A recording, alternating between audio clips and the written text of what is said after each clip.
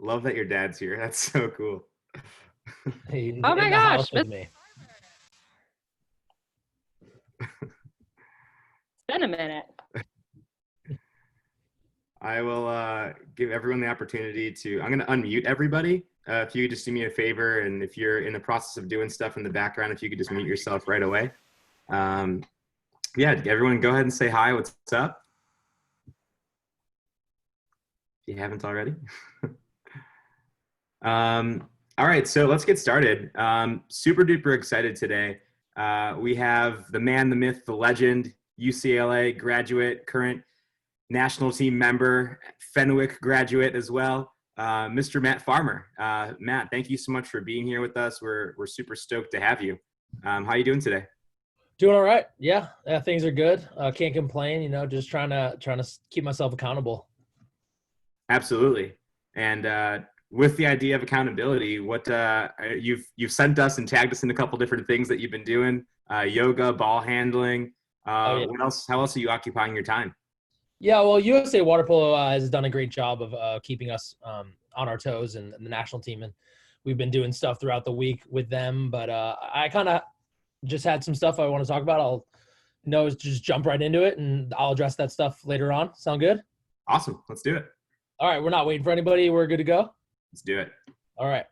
So yeah, for those of you don't know, I'm Matt. Thanks guys for having me. Thanks for showing up. I know it's a crazy time right now and people have different schedules with whatever, but to give you some background on myself, and started playing water polo. I was born and raised in LaGrange, Illinois, and I was swimming since I can remember, honestly. I'm sure like the rest of us, but I started playing water polo for Lions when I was 9 years old, and it's just right down the street from my house. And I can still remember my first practice so clearly and how it changed my life forever. I think the coach at Lions' name is Doug Eisted, and he had us play Five Alive or Five Lives, whatever you call it, at the end of practice. And I just fell in love with it immediately, and I couldn't wait to get back to training that following Wednesday. And water polo has been the driving force in my life ever since that day. And so I played club for Lions and then Windy City while I was in middle school. And honestly, I was just playing as much water polo as I possibly could. I used to train with 2 different masters teams on top of my club teams or high school teams.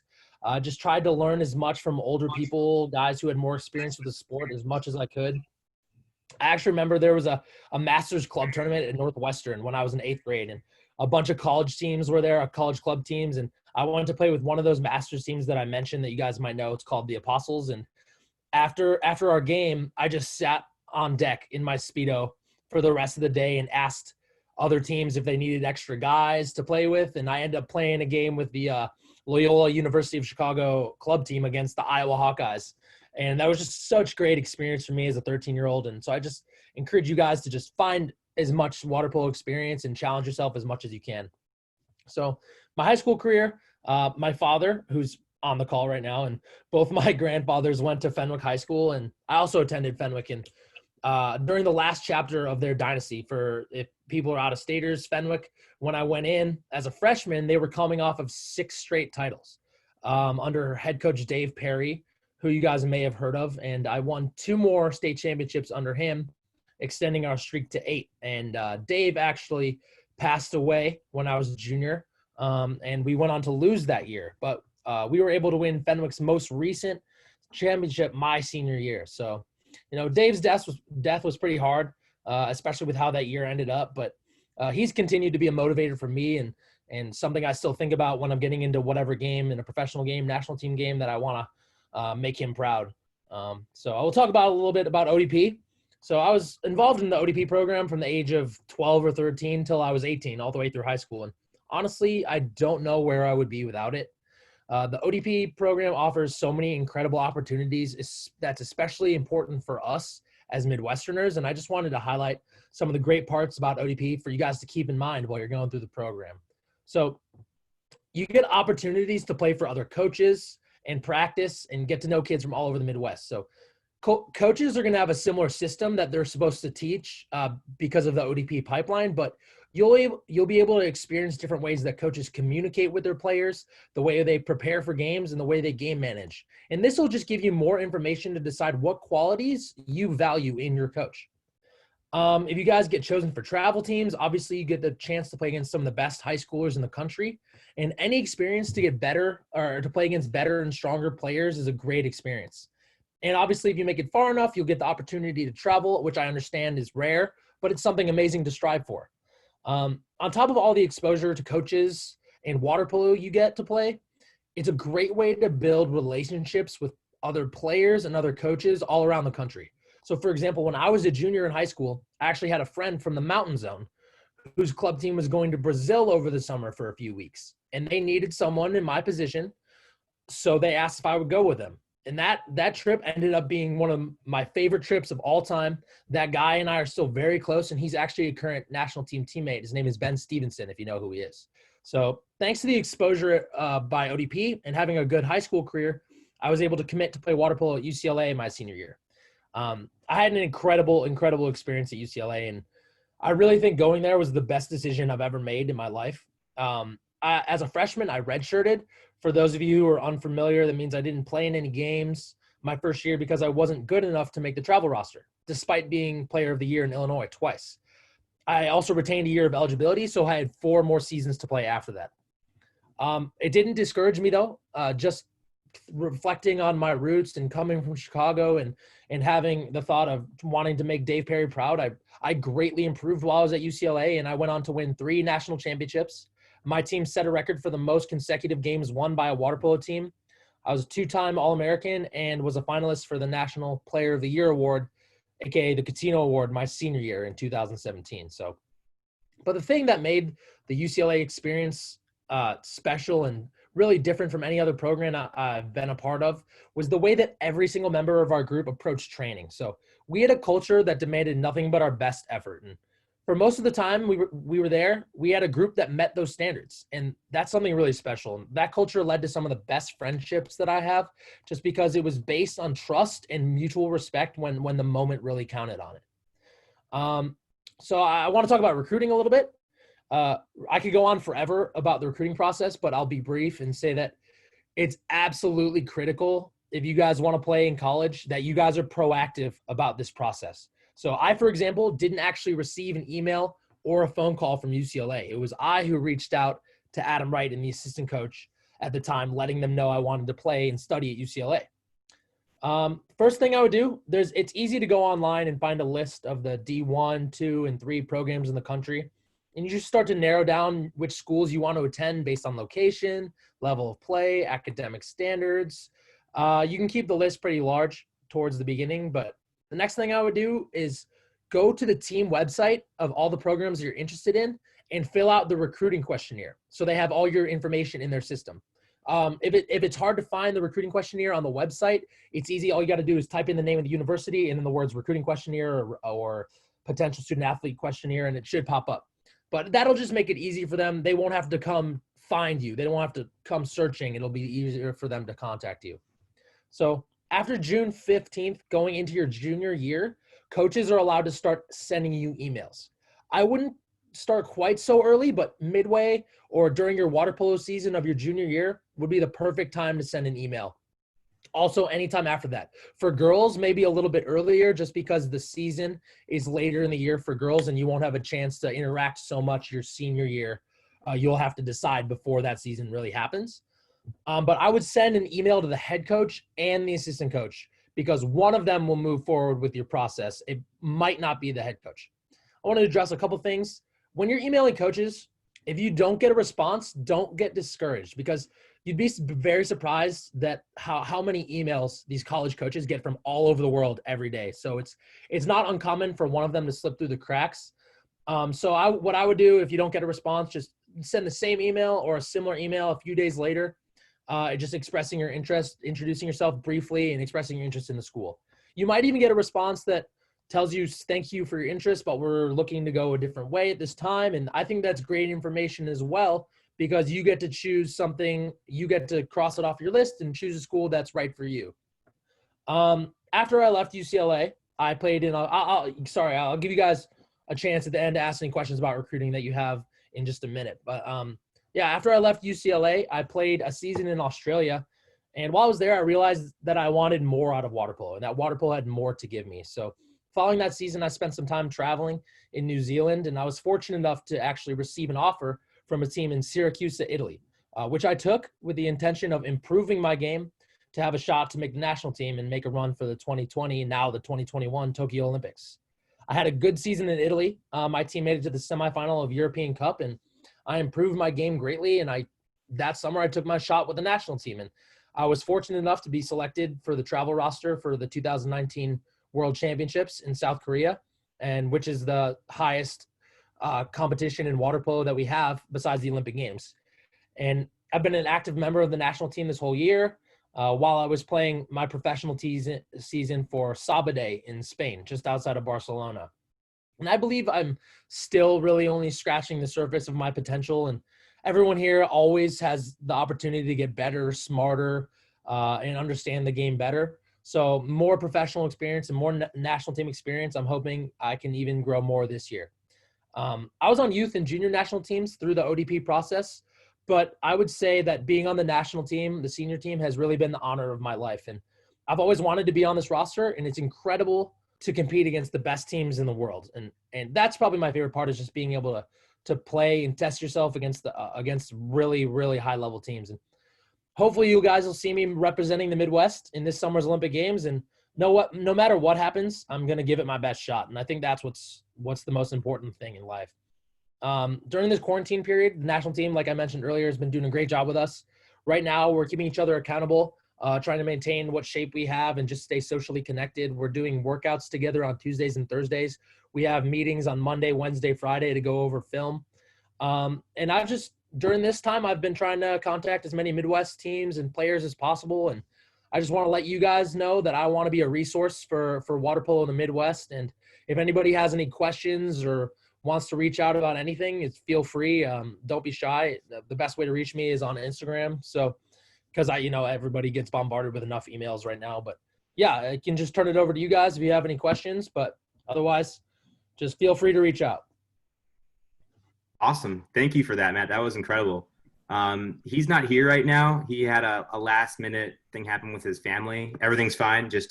But anyways, Mason McKay, current athlete at Santa Barbara and also on the USA Youth National Team. He's curious to know, can you describe your transition from being an out-of-state player to going to UCLA and being a key player in the NCAA championship tournament? Right. So, yeah, honestly, going into UCLA that first year, I was pretty shell-shocked by just the level of players that were on just my team. I mean, I mentioned it. I redshirted my freshman year, and I really was not ready to play at that level. And I'm lucky I had that freshman year, because when I was in high school or club, we didn't really have a really defined system that we had to run. And at UCLA, you're demanded to know a very complicated system. And I'm glad I had that first year to not play and just learn the basics of the system, like our 5-man blocks. And also because I'm playing center, it became very apparent that I was undersized for my position. I still am, but it was very important for me to put on muscle. So whatever thing you're lacking going into college, you just have to address that, and your coaches can help you address it and decide what steps you need to take. So my first year off season, I was in the gym 3 extra days a week. I was in the pool at night as much as I could. I ended up putting on close to 30 pounds of muscle and was ready to play that sophomore year. And after that, the physical stuff wasn't as important as just learning the game and learning how to manipulate other people's body positions and just more experience. But yeah, I think the most important thing is to be open and proactive about finding feedback from your coaches or other teammates who can help you grow as a player, and just being open to being open-minded, changing who you are and the way you play the game. Awesome. And then with that in mind, if you could, was there like a key moment when you realized that you were one of the best players and that maybe gave you some kind of confidence to play like one of the best players? Do you know what I mean? Yeah. So I think confidence really comes from preparation. You'll see a lot of people that may be players that have egos in whatever sport that go in with this superficial confidence that's on the surface. But when the moment comes down to it, the people who are going to get it done are the people who have put in the work day in and day out, because that that you have it inside you already when you're in those moments. So I mean, it took me a long time. I was a role player for most of my time at UCLA until it really fell onto my shoulders to step up and be a large contributor towards the end of my career. And I really just had the confidence because of how hard my team worked every day. And I had confidence not only in myself that I was prepared, but also in my teammates. I had confidence and trust that they were going to do the same thing and the right thing for what was best for the group. So confidence comes from preparation, and it doesn't mean underestimating your opponent. It means respecting your opponent, but not having fear. Preparation is the key. I love that. And then going from Illinois to California, what things do you believe did you do well at that really transitioned productively when you transitioned over? And what were the gaps that you had within your game that you think Midwesterners need to really focus on this thing, because this one thing or these 2-3 things were a key to playing at the next level? Good question.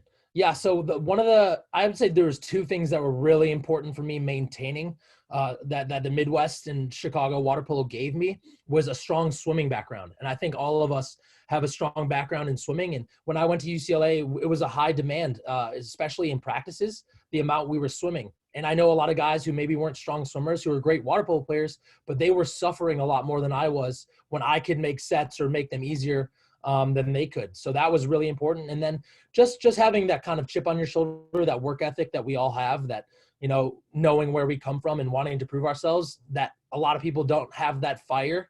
And there was plenty of people that were more talented than I was that didn't make it as far as I did because they weren't willing to put in what it took in the work. So those are the 2 things I think are really important that come from Midwest mentality.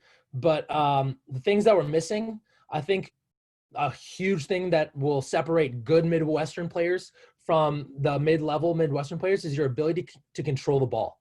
So if your grip strength and your ability to protect the ball is going to be so important when you're playing high school and in the Midwest. And then when you get out to California, everybody will have those skills, but those will be the base for your skills to go higher. So if playing in college is something you want to do, I highly recommend you have a ball in your hand as much as possible and get your grip as strong as possible. The other thing would be leg strength, specifically vertical leg strength. So I think the biggest difference you'll see in every level that you go up, whether you go high school in the Midwest to high school in California high school to college to professional, is the vertical leg strength that people have. The way they can stay on their legs and be faking and be threats to shoot the ball for a long time is so important. So every time you guys are shooting a ball, I recommend that you are on your legs as high as you can, and you'll increase the level that it's comfortable for you to sit on your legs. So yeah, vertical leg strength, and then your ability to protect and hold the ball. Excellent. I'm going to open it up. We're going to bounce back and forth between the panel and myself. I want to open it up to Miss Elisa Hawkins. Yeah, go ahead. Hi, how are you? I'm doing well. How are you? Living the dream in quarantine. Yeah. Okay, so I actually had 2 questions. So I apologize, but I also don't. So my first one is a bit more, I guess, on the serious side. So when you kind of talk about the clubs you've worked with, I actually had played for Doug, and I've worked with Kyle Liz in Windy City. And now I actually work with A-Rod, whom you might know from the national team. And so I know that I've learned a lot from those 3 coaches and among other people. So I think when it comes to your own career, what do you feel like has been your biggest takeaway from the coaches that you've worked with? I think the biggest takeaway is that you lead by example. And I think the thing that really set a fire in our hearts when I was at UCLA was just seeing how hard my coach, Adam Wright, worked. I mean, the guy was in the office day in and day out from 8 a.m. till midnight. And you know, you can't approach training and not give your best effort when you see your coach or other players doing that, right? So leading by example is so important. And I've also been on teams that I won't name where the coach maybe doesn't put in as much effort, and it's obvious that he doesn't come to practice prepared or with a plan, and especially in games where he's not prepared and he'll lose his emotions, and that doesn't motivate your players. You know, your players will start to question what the intentions are of the coaches. So just the work and the preparation that coaches put in will, no matter what the system is like, if you can get your players to believe in what you're preaching and what you're doing, that's what's most important. Very cool. And then my other one. So, word on the street is you're actually a really big superhero fan. So, so with that in mind, is there any particular like hero or figure that you would like in terms of, like their personality, their character that you would like to have as like a teammate or somebody you look for as a teammate? Great question. Awesome. I love it. Yeah. So since I was a little kid, I've always loved Batman. Batman has been my guy. And when you look at him compared to other superheroes, he is relatively low powered, right? He doesn't have special powers, though he has all the money and gadgets and stuff. What it makes him so special is the way he prepares. And every iteration of Batman is you'll get this guy who is able to swing with heavy hitters because he's prepared for the moment, because he knows what the challenge is going to entail and he prepares for it. So definitely Batman. I resonate with him just because, I don't feel like I had any special powers, especially playing with guys who had so much talent, guys who could leg up high, throw the ball hard, had just an IQ for the game. And it just came down to me to work hard and try to prepare for every situation. Okay. Although now I'm curious, who would you want to have as your opponent? Ooh. Can I think about that one and I get back to it? I guess. Yeah, I'll think about it. Awesome. I want to introduce Holden from Nutria Aquatics. Holden? Hello. What's the biggest reward that's come from your dedication to water polo? I think the biggest reward that I've received from water polo is a mentality, how to approach high-level sports, but also how to approach life in general and anything that I do. So something that was really important for me at UCLA, we had a sports psychologist who worked with us, and he was a big game changer for us as a team and me personally. And two of the things that he preached the most were emotional control and presence. And I found that since I applied those to every aspect of my life, whether it was being an employee, being a student, approaching those things the way I approach water polo has helped me immensely. So presence is just being here and now. I'm sure you guys have heard the term mindfulness, but whether you're in practice or you're in a game or you're in class, you should focus on what's going on right in front of you and learn what you can.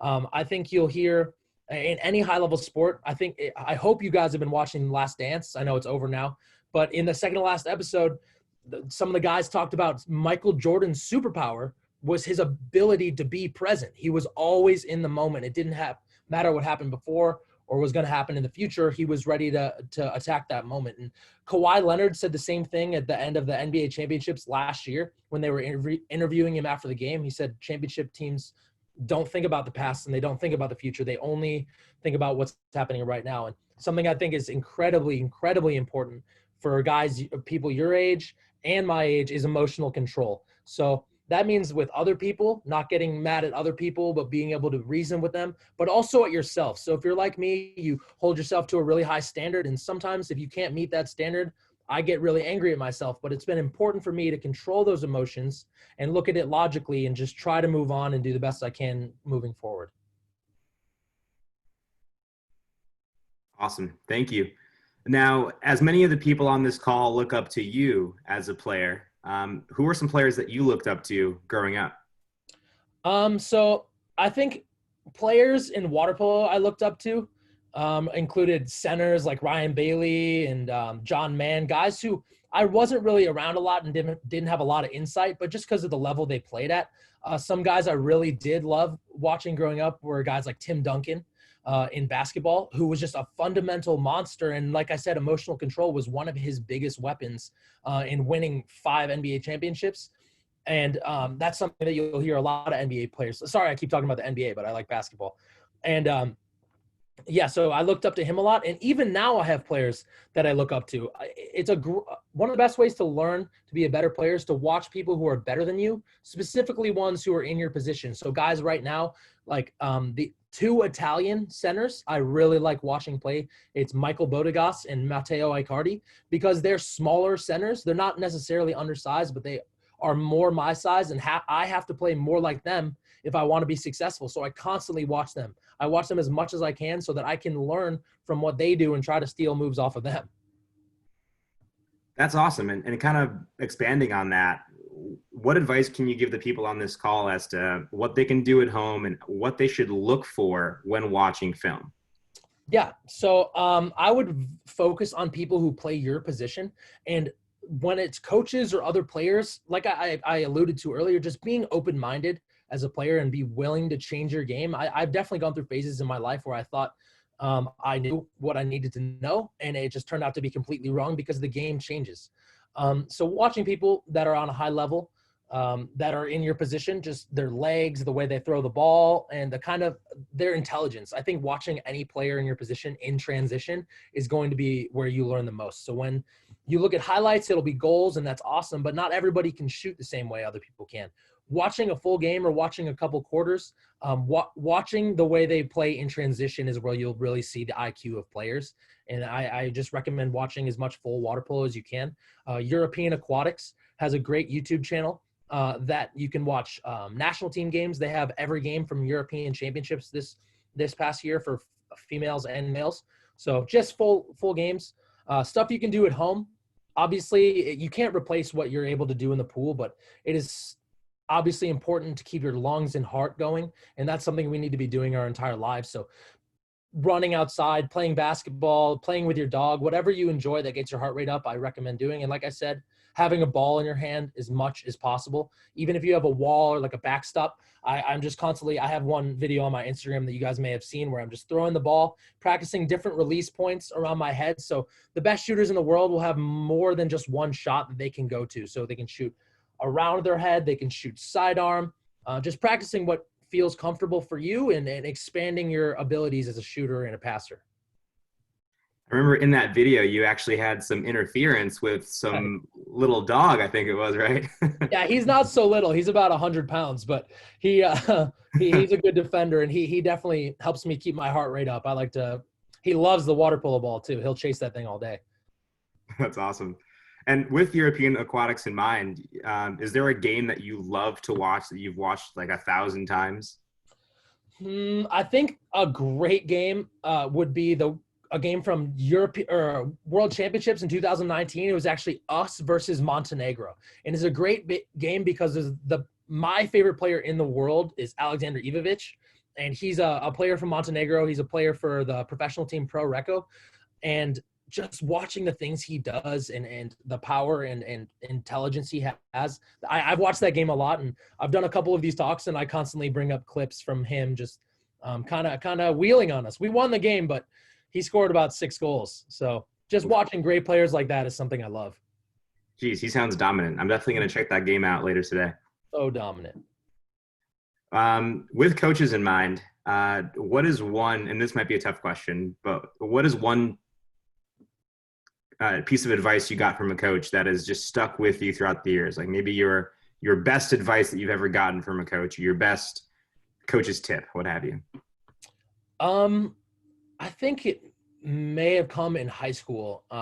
If it was Dave Perry or one of the assistant coaches at the time, I can't really recall, but it was just to trust your teammates. And I was lucky at Fenwick. I had a lot of guys who worked their butts off so they could be the best they could be. And maybe they didn't have the capacity to be the highest level players, but they knew what they were doing because they worked their butts off. So I could trust them to play good defense, and I could trust them to make good passes. And I didn't always have to have the ball in my hands. So just trusting your teammates and trust the ones that you see during practice are doing their best, because you can't question the character of those guys. And I think when the moment comes down to it, they'll be prepared and they'll have the real confidence.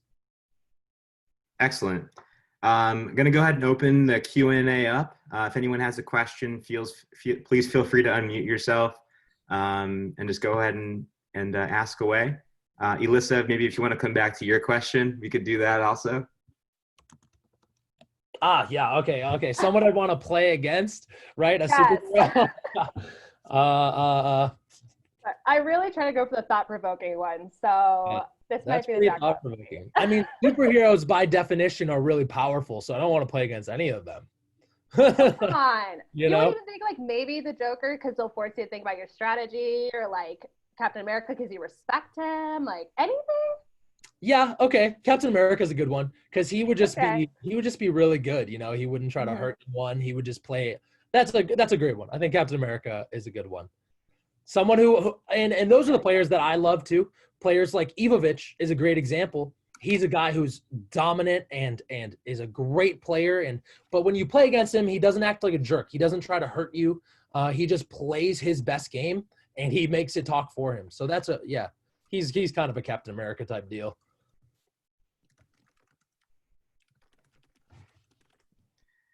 Excellent. Anyone else have a question for Mr. Matt? Feel free to unmute yourself if you do. And if you guys don't, like I said, always feel free to reach out if you don't feel comfortable about asking on this format or whatever. I'm always free. So. No one's curious about the dog. I actually have a question. Sure. So from somebody who came from the Midwest and who traveled to California to go play polo, how did you get over let me try and think of how to say this. Like, how did you get over like the nerves and being like playing against people who have been doing this their whole life? Like, how did you get over the fact that like you may not be the best in the pool anymore? That's a great question. That's something I still deal with. The insecurity that I go into games with sometimes on the national team, because I know I'm going against players that are better than me. And that same thing was in college when I was a freshman and even persisted through college. And I think that's something that has been very powerful for me is positive self-talk. So before a game, whether you're in the lineup or you're visualizing what's going to happen, it's important that you tell yourself that you have prepared the correct way. And no matter what happens, no matter if you're the best player in the pool or not, you have to do your job to the best of your ability. And if that means playing defense for one possession on their best player, give it your best shot. And the most important thing is to not go in with fear. And when you know you're not the best player in the pool, you know you have the capacity for growth. And you know that you have the capacity to learn from the players you're about to play against. And that's an exciting feeling. And you may have a little fear, but it's important when you get in there that if you're going against someone better than you, that you make their job as hard as possible. And whatever it may be, the worst thing you could be is a pest.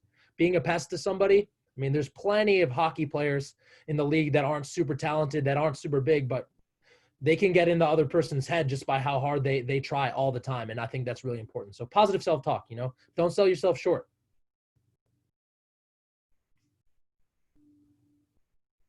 Hi, Matt. I'm Akari Hatanaka. I was late because I was on a coach's call. I'm so sorry. I have a question for you.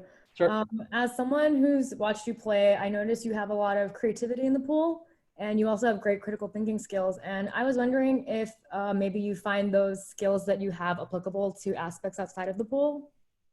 Yeah, well, being creative is something I've had to be as an undersized player. And I think outside the pool, so first of all, my life is basically in the pool right now. But I think being creative, keeping yourself entertained, especially during this time, and trying to find something that you want to do, you have to be creative with, right? So yeah, I don't know. That's a tough one to answer. My life is kind of water polo. Thank you. Awesome. If anyone else has a question, please feel free to unmute yourself. In the meantime, Matt, thank you so much for your time. This has been absolutely awesome. Really, really appreciated the inspiration and motivation and just the guidance throughout this time. Last call for any questions for Mr. Matt Farmer. Hey, Matt, it's Miguel. How's it going? Hey, Miguel. Yeah. So I'm back. Sorry about all that. Welcome. Hey, there's several of the players on here are some of our ODP players, and you may have touched this when I drop out, but back when you played, it was a zone team, et cetera. And being that, I'm coaching a lot of the developments, a lot of the younger kids, what advice can you give them specifically? I know one of them just asked a question, but, and I know you may have even touched on it of spending that time out with Brett at Del Mar and everything. And we have some players that are in that position where they're considering, training this summer out in California with some clubs. So what advice could you give them about staying positive with the ODP system? It gave you the zone system as well as possibly some trainings going forward in California. Awesome. So like I said earlier, I did touch on this. ODP is a great chance to build relationships with other kids in California, kids that you might end up going to college with. So he brings up that I played the year going into UCLA. I played with the Del Mar club team over the summer, and it was a great experience for me because the coach was a former UCLA athlete, a former player of the year. And I was also playing with a teammate who would be my teammate at UCLA. And we built that connection through ODP. We met at one of the ODP selection camps and we became friends. And like I said about the other guy who asked me to go to Brazil with his team, these are things you can start to ask, like, hey, is your club team looking for more players? Would anybody be willing to host a player from out the Midwest or whatever? But yeah, going to California and playing with a club team over the summer is a great opportunity. If you get the opportunity, you won't lose a ton if you're at home. You can still get the experience by playing with older players, playing at tournaments in California on the East Coast. But yeah, that's obviously a great opportunity. And if anyone has the chance, I would recommend doing it. It was a great help to me going into UCLA, just being able to play consistently every day.